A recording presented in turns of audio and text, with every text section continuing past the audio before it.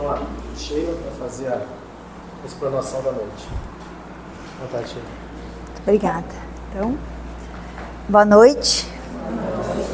Sempre uma alegria retornar a esta casa, né? Eu me repito, mas de fato é um ambiente que me faz tanto bem, me agrada muito, né? Essa possibilidade dessa troca energética com uma fluidez, digamos assim, de boas energias que são emanadas certamente por toda a espiritualidade que cuida dessa casa, mas sobretudo por cada um de nós que vem aqui vibrar em favor do nosso progresso moral, nosso aprendizado, mas também como um momento muitas vezes de refletir, de rever os nossos passos, rever a nossa jornada e poder de alguma maneira ir encaminhando, né, para um melhoramento, para um crescimento, que é aquela nossa busca e aquilo que nos é programado já para o nossa caminhada desde que aqui chegamos. Então, justamente nesse sentido, nossa reflexão da noite hoje, eu até vou desligar aqui, talvez para não ficar tão... Posso? Para não ficar tão... que a gente fica na expectativa, né? Parece que vai aparecer alguma coisa ali, mas é só, como é que a gente diz, propaganda enganosa, né? Então, na noite de hoje eu preparei algumas reflexões para fazermos justamente nesse sentido do que nos é preparado para o futuro.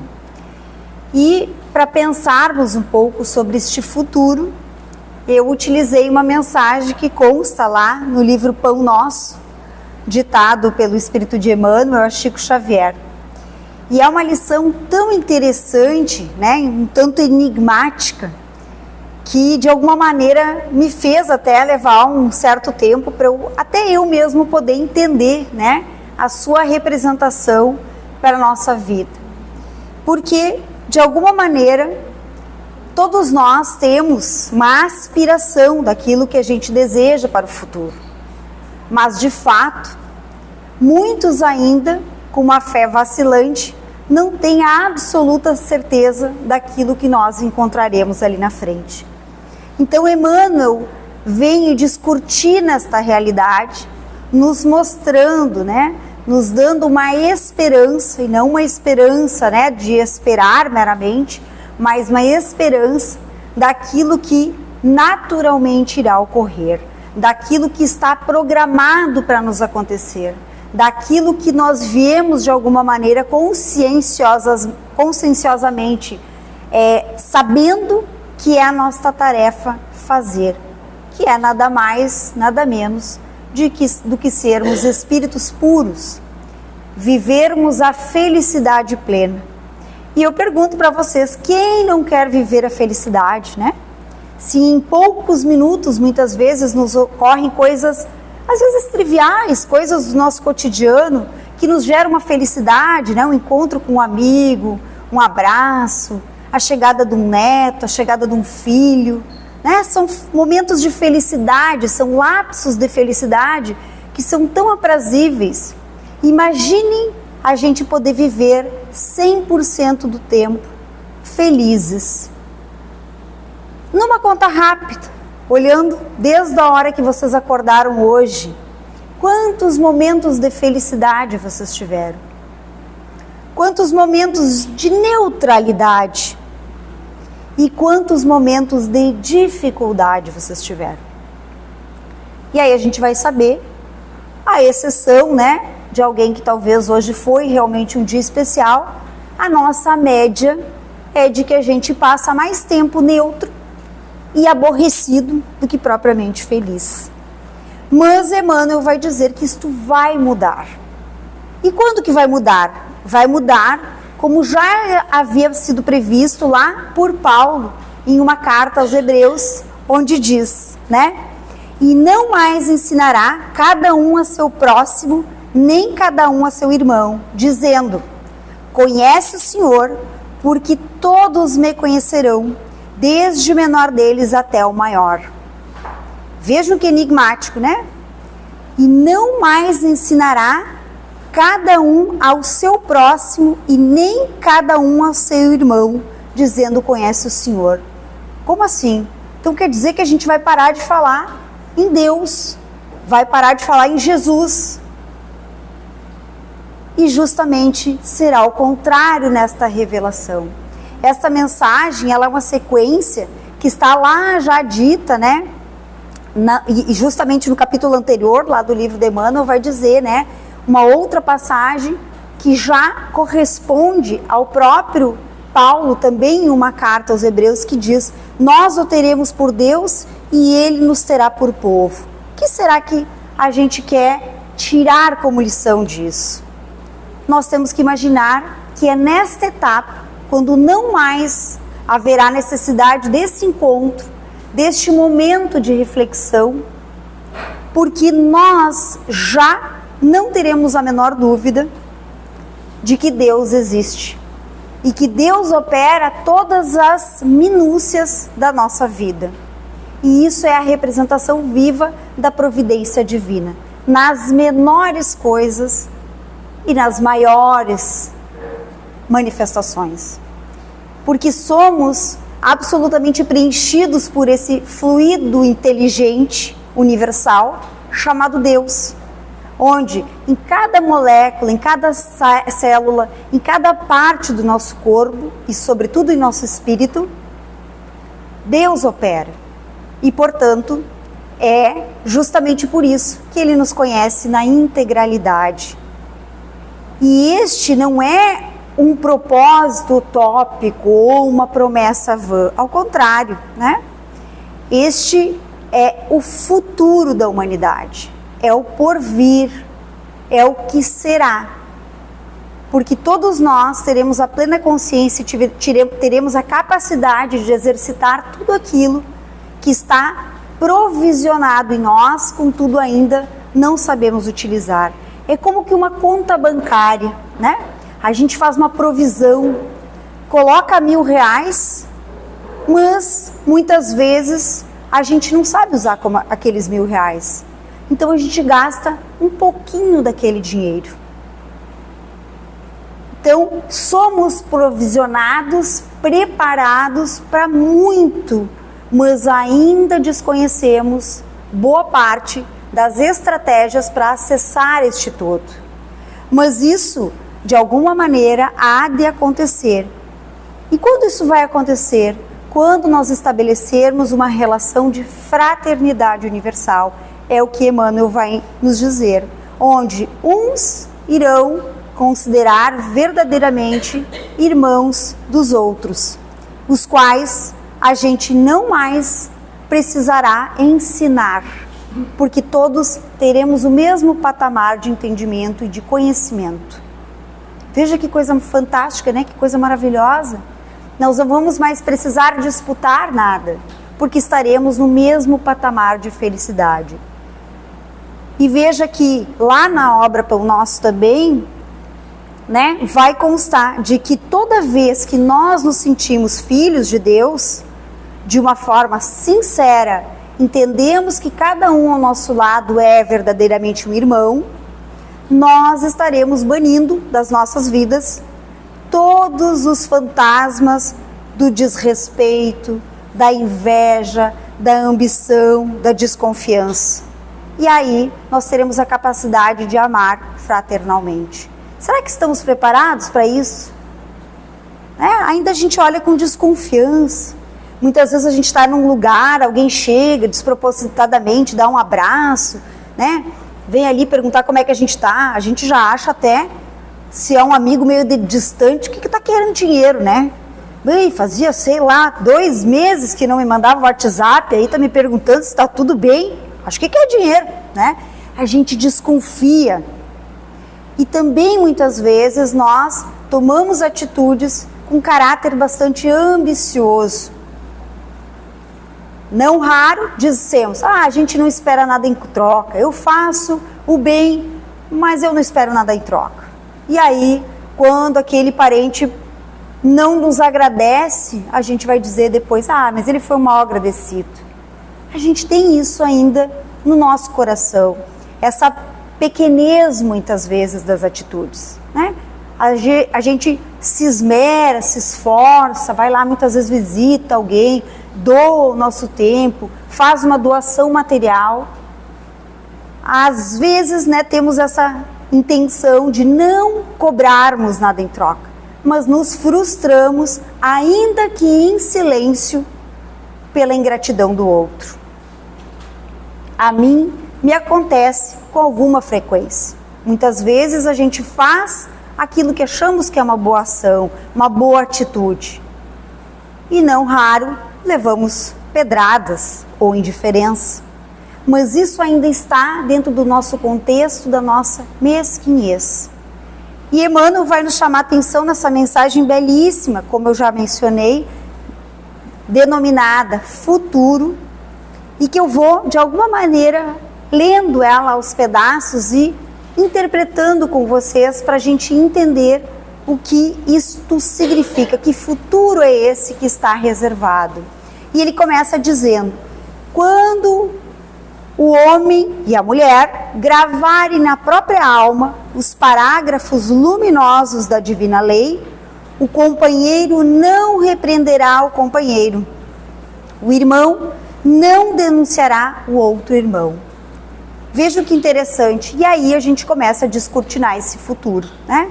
Quando eu digo que eu preciso gravar na minha própria alma esta lei, eu quero dizer que eu já tenho a capacidade de traduzir de todo meu ser completo, no meu pensamento, no meu sentimento, na minha fala e nas minhas ações.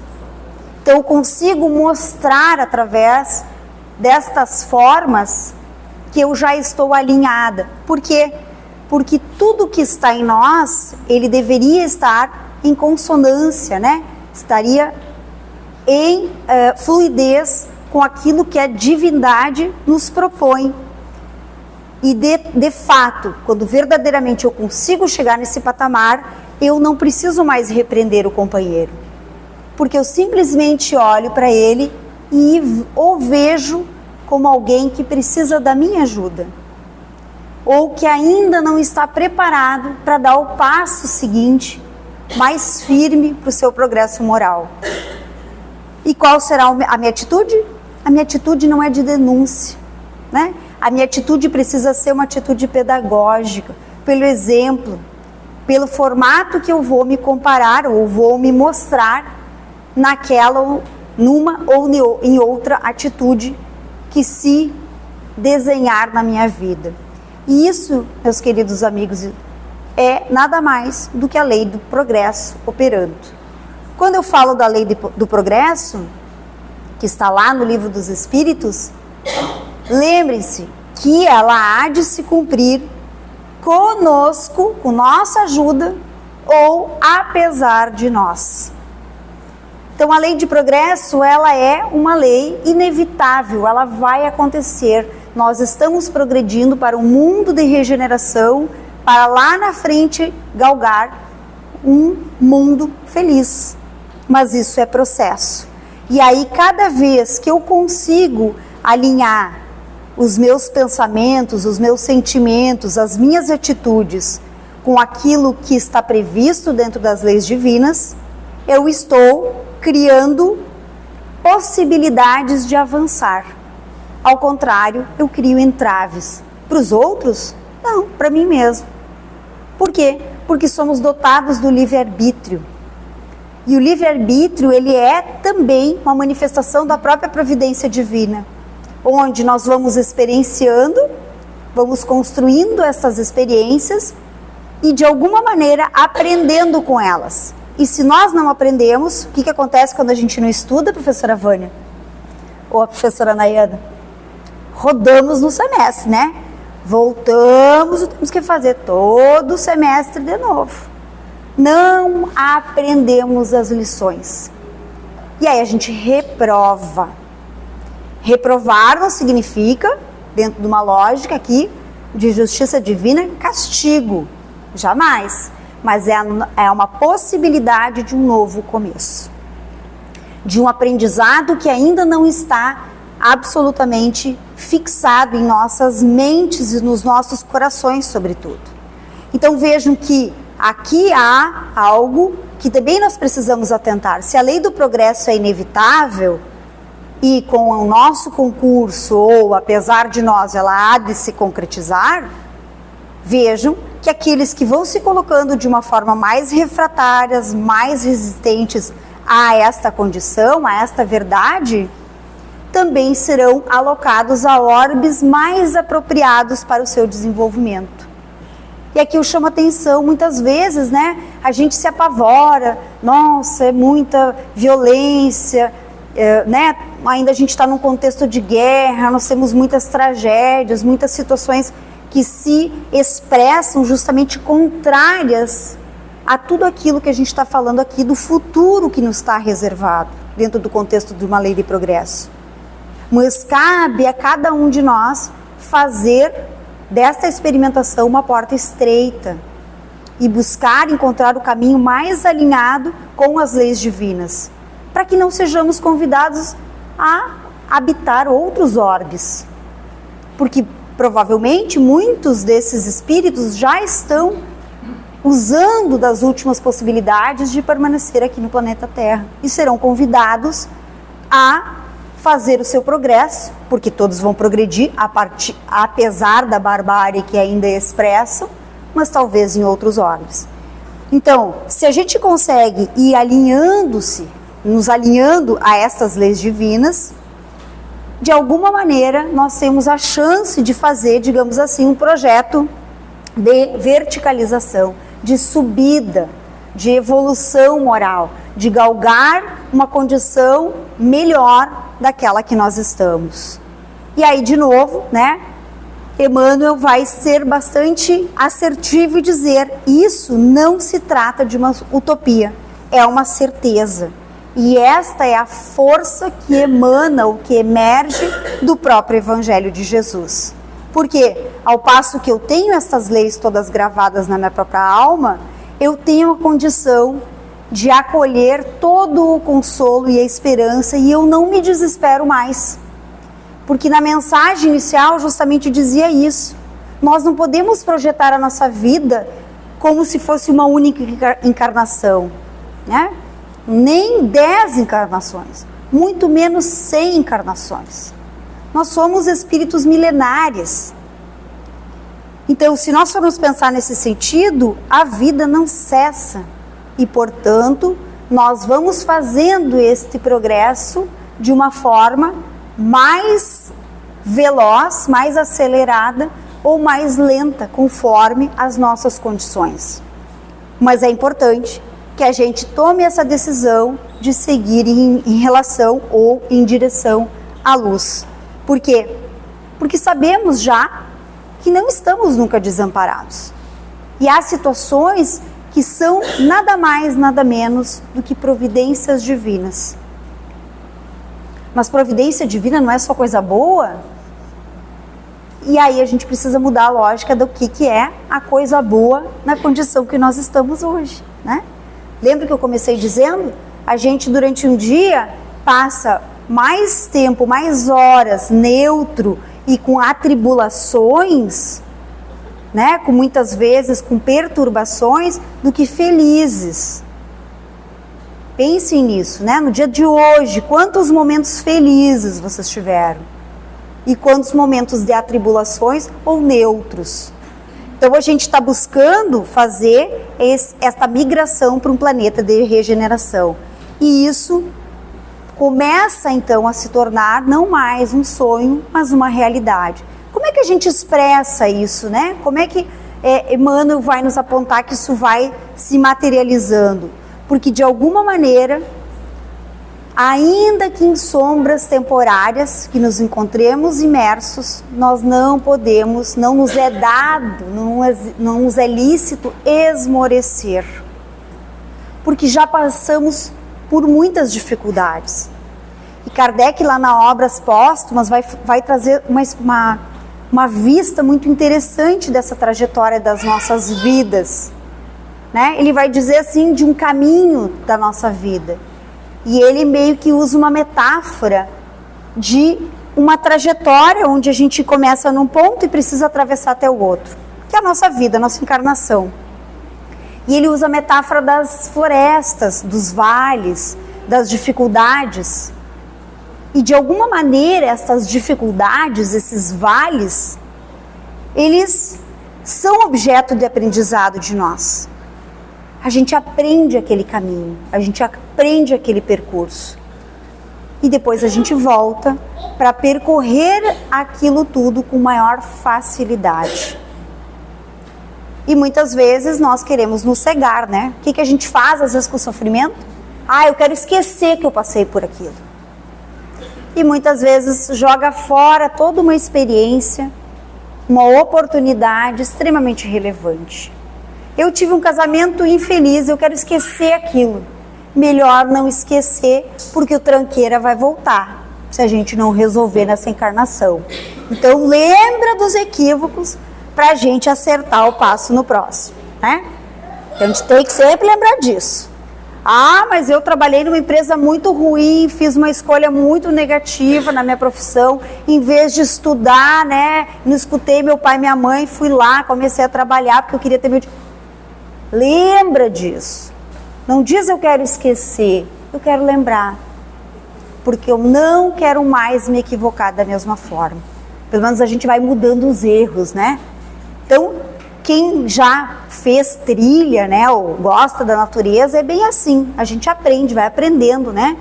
O que é uma urtiga, o que são pedras perigosas, onde a gente resvala, o que é mais delicado.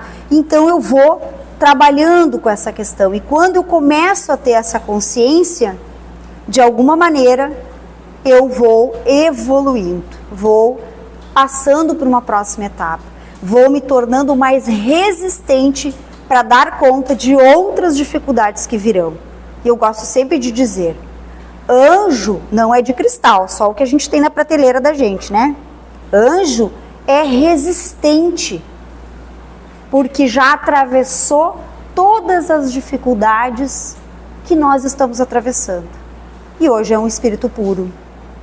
Então, nós temos que entender que por mais que a impermanência da matéria também nos desafia, porque a gente tem dificuldade de lidar com isso, né? Com a impermanência, com a perda, com as despedidas, mas é isso também que nos possibilita o nosso processo ascensional de evolução.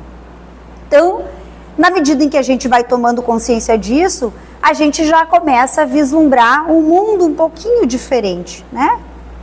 E é tão bonito isso, porque se isso que eu estivesse falando aqui servisse, fosse escutado, fosse utilizado pela comunidade universal, não mais haveriam guerras, não mais haveriam disputas, não mais haveria esta barbárie. Mas nós ainda precisamos ser lembrados disso o tempo todo. Por isso que Emmanuel vai dizer, o futuro é quando a gente não precisa mais ensinar os nossos irmãos. E Emmanuel segue, ele vai dizer, os cárceres cerrarão as suas portas e os tribunais quedarão em silêncio. O que isso quer dizer, né, no futuro? Então, bom, eu já entendi, se todo mundo soubesse desta boa nova, eu não preciso mais ensinar ninguém. E eu também já não mais preciso ter cárceres. Por quê? Porque hoje nós ainda temos necessidades das leis para nos pautarem, leis que são humanas, que nos regulam. Mas na medida em que eu vou me apropriando verdadeiramente das leis divinas, apenas a justiça divina será suficiente. Já é um passinho a mais. Porque vocês percebem que hoje a justiça divina, ela opera e mesmo assim a gente não aprende, né? Mesmo assim, a gente já sabe que boa parte das agruras que a gente passa são resultados de escolhas, seja dessa vida ou de outras. E a gente ainda não aprendeu. Alguns espíritos mais renitentes, mais rígidos, precisam mais ainda da própria lei. E eu vou dar um exemplo bem comum, né, na nossa sociedade. Muitas vezes numa separação, num divórcio, o pai ou a mãe não aceitam, por exemplo, pagar a pensão para o filho. precisa vir um juiz e dizer, você é corresponsável por esta criança. Dentro da justiça divina, qual é a lógica? Né? Os filhos vêm dentro desse contexto e necessariamente as pessoas que estão ali são responsáveis. É consciencial, mas a gente ainda precisa de uma lei que diga que o pai ou a mãe, aquele que ficar com a criança, né, vai buscar, às vezes judicialmente, uma pensão. Então ainda nós precisamos desse árbitro, digamos assim, externo. Mas nós já temos a condição e o livre-arbítrio para operar dentro dessas leis divinas. O que nos amarra, né? O que ainda nos impede, muitas vezes, de fazer isso? Porque ainda nós temos um tribunal na consciência que é tendencioso, que é egoísta, que é vaidoso, que é orgulhoso e que eu sempre quero ganhar. Eu estou sempre certa, né? Então vai lá num presídio e conversa com alguém que cometeu um crime. Ele vai ter suas razões. Tanto que ele argumenta, né, no tribunal. E isso em menor escala nas nossas vidas, muitas vezes nos afastam dos nossos afetos. Nos distanciam de pessoas queridas. Simplesmente porque ainda achamos que temos um tribunal egoísta, né, e vaidoso dentro dos nossos corações. Mas a gente segue e Emmanuel segue dizendo que as baionetas neste futuro serão convertidos em arados. E aí, diz ele, uma nação não mais levantaria a espada contra outra nação. Por quê? Porque nós estaríamos ocupados tanto com o bem comum que guerra não faria mais sentido algum. Não teria mais sentido ter guerra. Por quê? Porque a gente ficaria preocupado com a falta de alimentação do outro. E o que hoje a gente vê lá na faixa de Gaza? Deixar as pessoas morrerem de fome como uma moeda de guerra. E justamente o que Emmanuel vai dizer assim, que tudo aquilo que a gente utiliza hoje, muitas vezes, como um meio de guerra, ele deveria servir como um recurso para o trabalho. E aí, ó, tem que esses espíritos aí estão aprendendo, estão aprendizado, né? Então vejam que esse trabalho que a gente vai ter a oportunidade de fazer a partir de aparelhos que ainda hoje são utilizados pela guerra, é o que de alguma maneira vai nos levar à frente. Porque segundo Emmanuel, ele segue dizendo, o ódio será expulso do mundo. As máquinas não mais vomitarão destruição, mas cuidarão pacificamente do progresso planetário. Vejam que lindo isso, né? O ódio será expulso do mundo. Não seria maravilhoso? Não seria um mundo feliz o tempo todo? É a receita perfeita, né? Mas eu vou precisar olhar para isso com uma única lente, talvez, né? Que ali está o quê? O egoísmo e o orgulho, as chagas da humanidade, que são os fatores que levam, né, às mais variadas formas de manifestação e expressões do ódio. Então, se eu estou dizendo que o ódio não mais existindo, a gente vai usar todo o recurso que era utilizado para a destruição, para a construção do bem. E aí a gente vai usar toda a nossa inteligência, nossa intelectualidade, mas também nossos recursos monetários. Para quê? Para diminuir o trabalho braçal e a gente ter mais tempo para desenvolver as virtudes, para fazer o bem. Lembrando, né? Se a gente está fazendo o bem, a gente não tem tempo de destruir. E aí eu lembro de uma mensagem tão bonita, né, de Chico. Tem aquela obra, né, das histórias de Chico pelo Souto Maior, que ele vai trazer vários relatos de cartas, né, endereçadas às mães, sobretudo de filhos que desencarnaram de maneira trágica, ou pelas vias do suicídio, acidentes, enfim, ou pelas mais variadas moléstias, né? E invariavelmente, qual era o recado que esses filhos mandavam para seus familiares, para as mães sobretudo? Para que elas trabalhassem. para que elas utilizassem o seu tempo em favor dos outros. E o quão egoísta muitas vezes nós somos, né? Nós temos essa dificuldade muitas vezes de trabalhar em favor dos outros. Mas Chico vai receber essas mensagens, né, do mundo espiritual, de que as mães pudessem se ocupar cuidando dos outros. Porque de alguma maneira o trabalho, o arado, aqui na figura, né, do arado, da metáfora do arado, ele vai nos colocar no sentido da disciplina, também do cansaço. Então vejam que a gente aprende pelo cansaço, pela repetição, e nos retira da aflição. Por que a gente se aflige? Porque a gente não tem esperança. Então a gente se apavora, a gente fica aflito. O que vai acontecer agora? Né? Tipo o último capítulo da novela. A gente sabe que vai acontecer tudo no último capítulo da novela, né? Mas a gente fica aflito para ver. E na nossa vida vai acontecer tudo o que tem que acontecer. E a gente não precisa se afligir. A gente precisa apenas agir com disciplina, com resignação, com cuidado, para que a gente possa ir fazendo esses processos de desenvolvimento. E aí ele vai indo para o encaminhamento final da mensagem, dizendo algo que é muito revelador. Ele vai dizer que a justiça será ultrapassada pelo amor. Veja que interessante. A justiça vai ser colocada num segundo plano.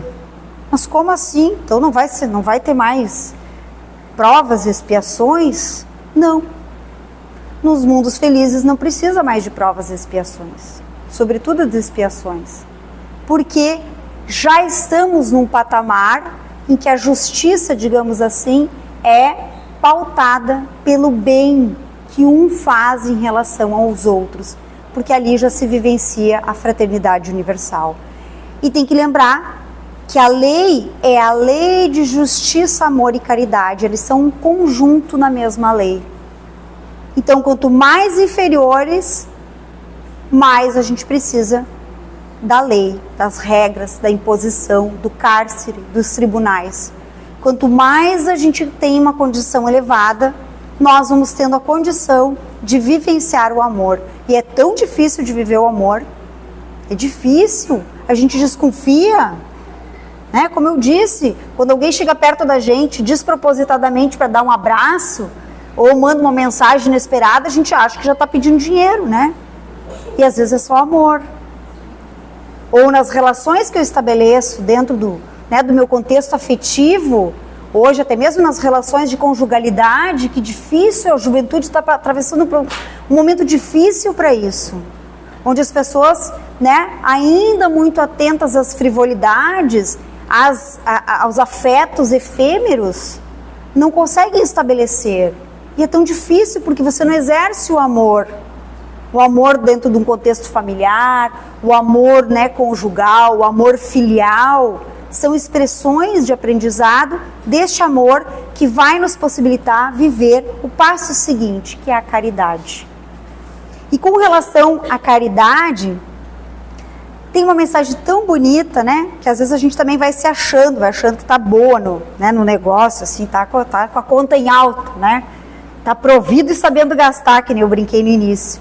E aí tem uma passagem tão bonita lá na obra, nos Obreiros da Vida Eterna, uma psicografia também de Chico, né, pelo espírito de André Luiz, e ali tem um momento muito bonito, que é numa preleção de um espírito superior, que chega aquele coletivo ali do nosso lar, né, e daqueles trabalhadores que se ocupavam dos espíritos sofredores aqui da Terra, entre os quais está André Luiz, que é o Albano Metelo.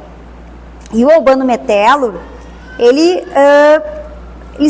relata, né, ele vai relatar que em algum momento ele despertou a sua consciência para, né, toda essa divindade, toda a necessidade do desenvolvimento das virtudes, e ele fica, diz ele, fascinado pela subida. E de alguma maneira ele se esforça muito para galgar esses degraus da evolução. E o que ele queria era poder, né, como que subir ao cume, digamos assim, né? Ter essa visão mais superior, mais elevada dos processos da vida. E ele então se esforça, como muitos de nós provavelmente estamos nos esforçando. Mas veja o que ele vai nos ensinar, que ele vai e sobe, e quando ele está, de fato, depois de algumas encarnações, já numa condição bastante elevada, ele olha para os vales sombrios, né? Aqui para o planeta Terra, vamos imaginar, ele estava aqui olhando para nós, né? Nós aqui, cheio das nossas questões, né? Sombrias ainda. E ele, de alguma maneira, então, sente um certo alívio e pensa, que bom que eu me livrei disso tudo. Ele olha para aquilo, né? Atravessa todo aquele processo e acha que está tudo bem. Mas, ao passo que ele tinha, né, esta certa iminência, ele de alguma maneira olha com felicidade, porque acha que não tem absolutamente nada a ver com os corações sofredores, que ficaram para trás. E de alguma maneira, ele contempla aquilo com um certo regozijo, né, uma certa alegria. Vamos imaginar nós aqui, relés mortais, ainda materialistas que somos, quando a gente consegue comprar um carrinho melhor, né? Uma casinha melhor, e a gente olha lá para aquele nossa cunhada xarope, né? A nossa sogra ainda meio maledicente, e a gente diz, viu? Já estou melhor que eles, né? A gente se compara. E esse espírito está revelando que ele galgou, ele subiu, ele estava o espírito mais elevado e mesmo assim ele competia. Imagina o que sobe para nós, né? E aí, ele um dia vê todo aquele vale escuro, né? Sombrio, caótico, absolutamente iluminado. Não só iluminado, como ele vê vários espíritos descendo ainda de escalas superiores da condição que ele estava. Ele não entende nada e pergunta para um espírito, né? O que está acontecendo aqui? E aí lhe é revelado que Jesus estava passando por aquele vale justamente para tentar acender as luzes daqueles espíritos sofredores, aqueles espíritos desesperançados, aqueles espíritos que estavam atravessando talvez dores terríveis, mortes, perdas, doenças, dificuldades das mais variadas ordens, e que de alguma maneira ele ia até lá como que um sol para poder justamente tocar aqueles corações.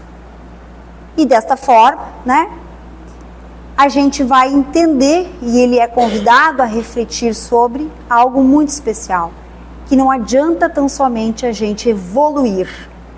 Nós temos que ter a capacidade de amar e fazer a caridade, distribuir aquilo que a gente já aprendeu.